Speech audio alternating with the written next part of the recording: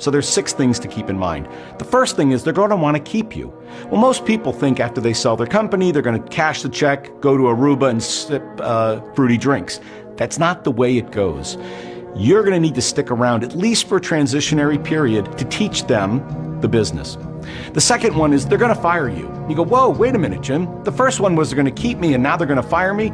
Yes, they're going to fire you. Almost in every case with the CEOs we've worked with, after they've been bought by a private equity buyer, within 1 year, they're fired. Why? Because there's a fundamental disagreement in how the business should be run, and either the CEO leaves or the private equity firm asks them to leave. The third thing they're going to do is they're going to put debt on your business.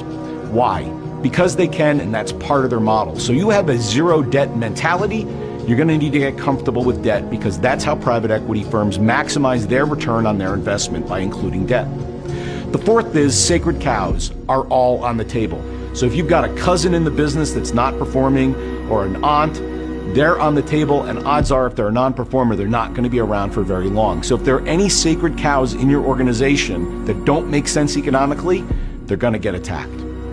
The next one is they're going to sweat the assets. Now, a lot of entrepreneurs think about the P&L, the profit I make, and how is that business doing. They don't worry so much about their balance sheet.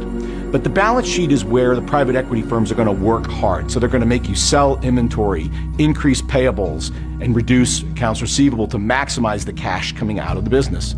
And the last one is special distributions.